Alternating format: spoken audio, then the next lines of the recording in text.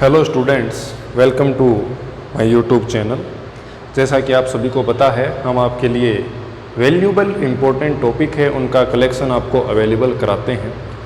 पिछले लेक्चर में हमने बात की थी कि जो सेंट्रल फोर्स हैं उनका क्या कॉन्सेप्ट रहता है, किस प्रकार से हम सेंट्रल फोर्स की हेल्प से टू बॉडी सिस्टम को रिड्यूस कर सकते हैं वन बॉडी सिस्टम के अंदर। आज हम उसके बारे में बात करेंगे। मैं आपको ये भी बताया कि जो केपलर के प्लैनेटरी मोशन के लॉ हैं उनको आप किस प्रकार से डिराइव कर सकते हैं by the help of central forces. आज हम ये भी देखेंगे कि टू बॉडी सिस्टम का डेरिवेशन किस प्रकार से होगा जब उसको रिड्यूस किया जाएगा इन वन बॉडी और सिंगल बॉडी सिस्टम। इसके पश्चात हम ये भी देखेंगे कि जो रदरफोर्ड स्कैटरिंग है उसको भी हम डिफाइन कर सकते हैं by the help of central forces. और लास्ट के अंदर जो कोरियोलिस फोर्स होता है उसको भी मैं आपको समझाने की कोशिश करूँगा। ये हमारा पार्ट सेकंड है। पार्ट फर्स्ट में मैंने आपको बेसिक इन्फॉर्मेशन दी थी सेंट्रल फोर्सेस की। एक बार हम वापस देख लेते हैं।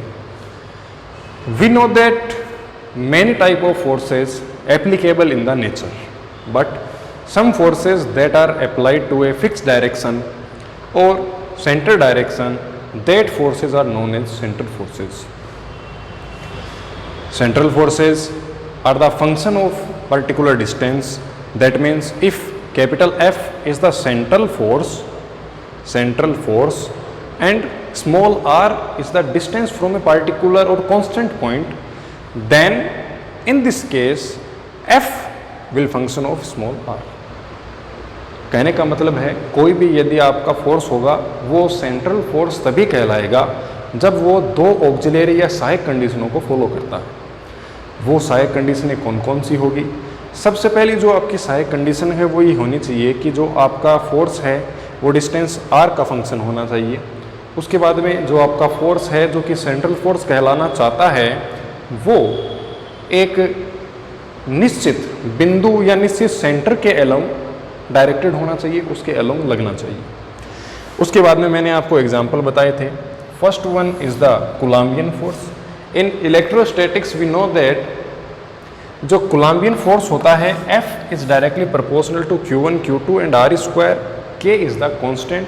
The value of K is given is equal to nine into 10 की power nine and unit newton into metre square upon coulomb square. Other point, second example is the gravitational forces is given by following formula. F is equal to capital G is known as universal gravity constant.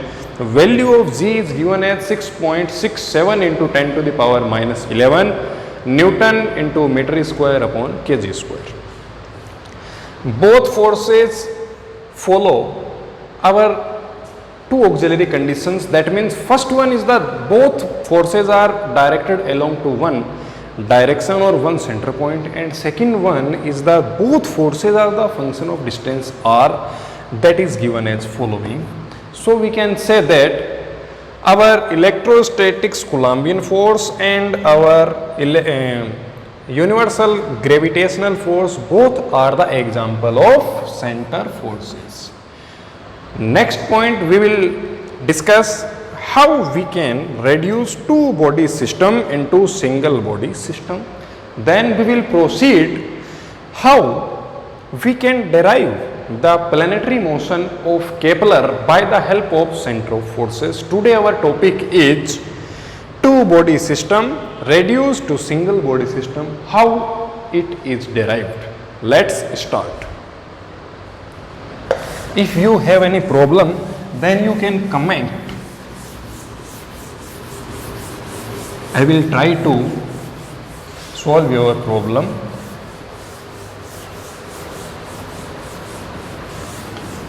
Okay, our topic is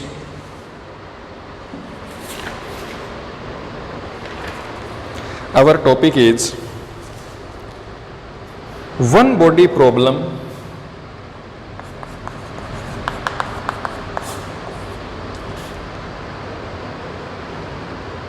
reduction of two body problem into one body problem. Reduction of two body problem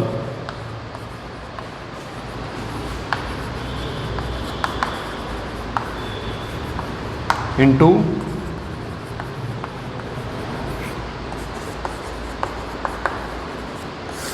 ये जो आपका question है ये आपके university के अंदर 2009, 2007, 2009, 2011, 2012, 2015 और 2017 के अंदर पूछा जा चुका है। तो ये एक इम्पोर्टेंट टॉपिक हो जाता है। ये जो टॉपिक होगा, इस टॉपिक के अंदर हम बात करेंगे कि किस प्रकार हम टू बॉडी प्रॉब्लम को रिड्यूस कर सकते हैं वन बॉडी प्रॉब्लम में। सबसे पहले मैं इसका यहाँ पर डायग्राम ड्रॉ कर देता हूँ। तो इसका जो डायग्राम होगा उसको आप इस प्रकार से बनाएंगे कि ये हम मान लेते हैं हमारा कोई XY फ्रेम है। ये आपकी Y एक्सिस है, ये इसका सेंटर पॉइंट O है। यहाँ पर एक M1 मास का पार्टिकल रखा हुआ है जिसकी यहाँ से यहाँ तक दूरी R1 है, और सिमिलरली यहाँ पर एक अदर मास का पार्टिकल है जिसका मास M2 है। यहाँ से इसका वेक्टर आपका R2 हो जाता है पोजीशन। इन दोनों को जो डायरेक्शन मिला रही है उनके कहीं पर सेंटर में यहाँ पर हमारा CM, जिसको हम सेंटर ऑफ मास बोलते हैं, वो पॉइंट है, और यहाँ से लेके यहाँ तक की जो डिस्टेंस है उसको मैं कह रहा हूँ RCM। ये भी आपकी वेक्टर डिस्टेंस होती है। इन दोनों को जो डायरेक्शन मिला रही है ये आपकी R1 है डैश है, और ये आपकी R2 डैश वेक्टर है। हमें यहाँ पर करना क्या है कि हम इनके लैग्रांजियन को फाइंड करना चाहते हैं। इनका जो लैग्रांजियन होगा तो हम यहाँ पर लिखेंगे we know that Lagrangian of XY plane two body system may be written as following.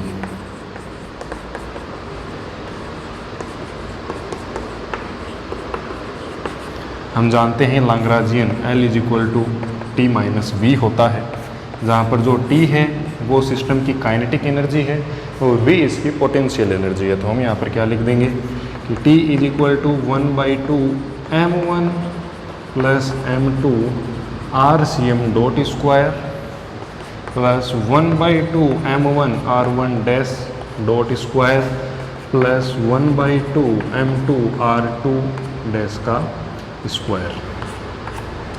ये यहाँ पर क्लियर है। और इसकी जो पोटेंशियल एनर्जी है सिस्टम की, जो V है वो किसके बराबर है, आपका VR के बराबर है। ये दोनों वैल्यू हम इसके अंदर जब पुट करेंगे तो हमें देखिए यहाँ पर क्या मिलता है, वो मैं आपको यहाँ पर बताता हूँ। पुट दीज वैल्यूज,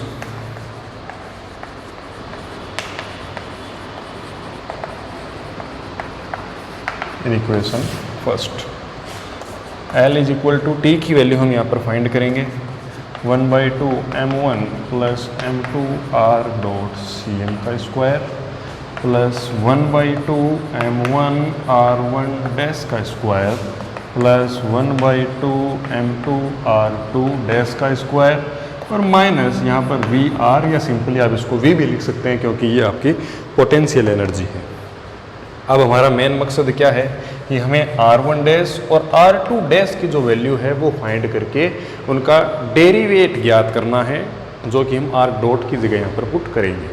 तो आप यहाँ पर लिखेंगे कि जो सेंटर ऑफ मास का कॉन्सेप्ट होता है वो हम यहाँ पर काम लेंगे बाय द हेल्प ऑफ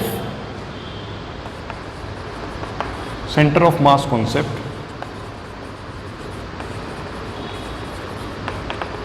जो RCM होता है उसकी वैल्यू दी जाती है M1 R1 plus M2 R2 upon M1 plus M2। इसको मैं दे देता हूँ इक्वेशन नंबर 2, ये आपकी इक्वेशन नंबर 3। इन फर्स्ट हम ये वाला जो आपका पार्ट है इसमें अप्लाई करेंगे।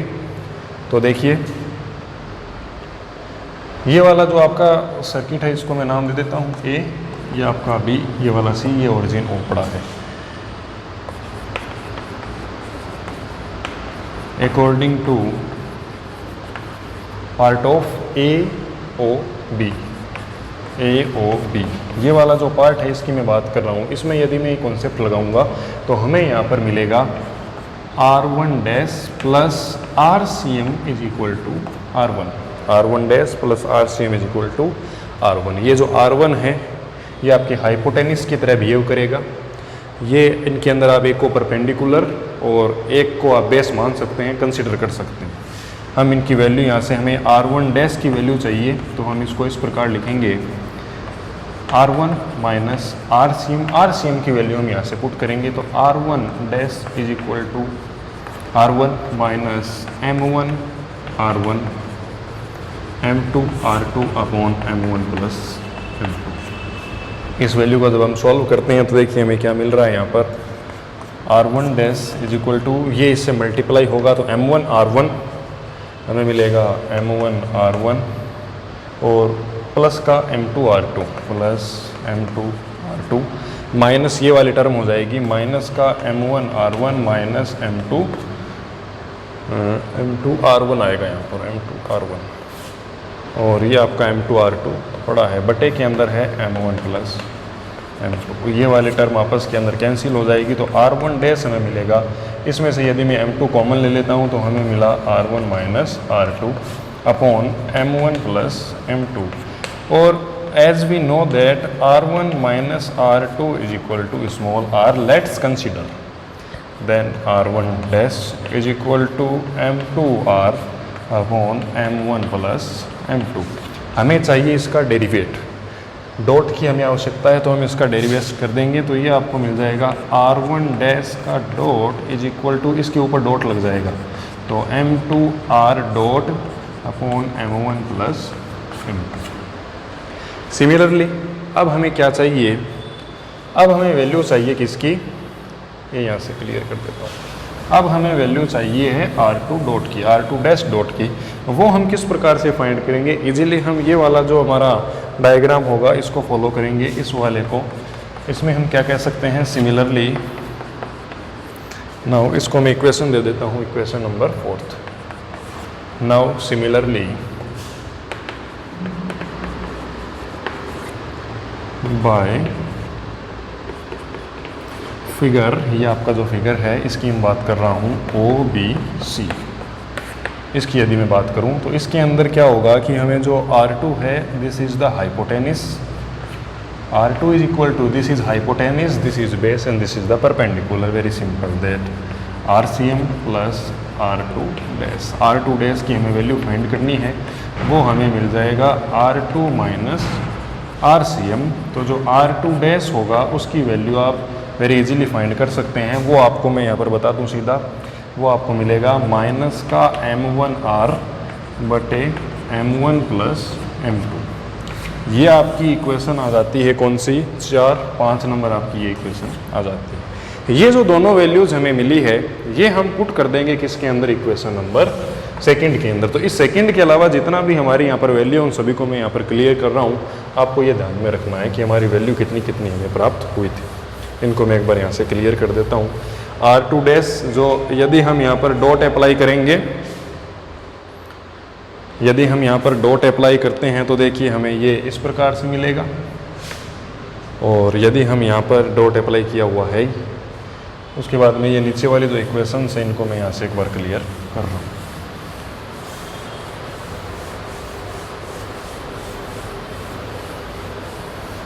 ये आपको यहाँ पर ध्यान रखना है।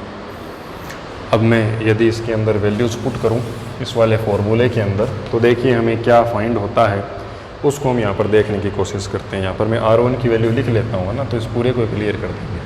तो देखिए L is equal to 1/2 M1 plus M2 R dot CM का square plus 1/2 M1 R1 dot का स्क्वायर। यदि हम यहाँ पर करेंगे तो इसका स्क्वायर कर देता हूँ तो ये हमें मिलेगा M2 square R dot square plus M1 plus M2 का स्क्वायर प्लस 1/2 m2, इसकी अगर वैल्यू स्क्वायर करूँगा तो ये m1 square r dot square m1 plus m2 का स्क्वायर माइनस यहाँ पर आ जाएगा आपका VR। अब एक बार पूरा का पूरा मैं क्लियर कर देता हूँ इसको, देन हम इसको फटाफट से एक बार सॉल्व कर लेते हैं। अब देखिए इसको आप किस प्रकार से लिख सकते हैं कि Lagrangian is equal to m1 plus m2 r dot cm का स्क्वायर 1/2 दोनों के अंदर से कॉमन आ रहा है, 1/2 m1 m2 कॉमन आ रहा है और m1 प्लस m2 ये हमने यहाँ से कॉमन निकाला और सारी चीज़ें इसके अंदर से कैंसिल हो जाएगी। ये यहाँ पर चीज़ बचेगी। जब m1 m2 में निकाला तो यहाँ पर क्या बचा m2 और आपको r डॉट स्क्वायर भी यहाँ से मिलेगा और ब्रैकेट के अंदर 1 आ जाएगा माइनस का यहाँ पर आ गया आपका VR। तो जो लैग्रांजियन था उसकी हमें इक्वेशन मिल गई 1/2 m1 m2 r dot cm का स्क्वायर प्लस 1/2 m1 m2 बटे m1 plus m2 r dot square minus का VR। ये आपकी यहाँ पर फाइनल इक्वेशन हमें फाइंड होती है, that is the Lagrangian equation of two body. अब हम क्या कह सकते हैं कि हमारा जो m1 प्लस m2 है इसको आप रिप्रेजेंट कर सकते हैं कैपिटल M से। आप जानते हैं कि जो टोटल मास है उसको हम रिप्रेजेंट कर देंगे कैपिटल M से, और इसका जो m1 प्लस m2 वैल्यू होगी इसको हम रेड्यूस्ड मास से रिप्रेजेंट करते हैं।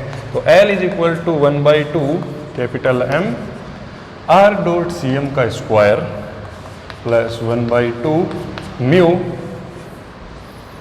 r डॉट स्क्वायर माइनस का VR। Here capital M is equal to total mass of the system and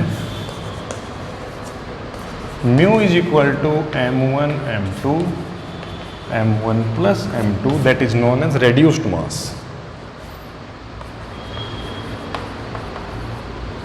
reduced mass. Okay, this is our lecture. अगले लेक्चर में मैं बताऊंगा कि इसका लैग्रांजियन वो दो चीज़ों का फंक्शन है, एक तो आपका कैपिटल R का फंक्शन है और एक आपका स्मॉल r का फंक्शन है। तो उनकी वो इक्वेशन हम किस प्रकार फाइंड करेंगे वो हम अगले लेक्चर में बात करेंगे। Thank you so much for watching video. Like share and subscribe.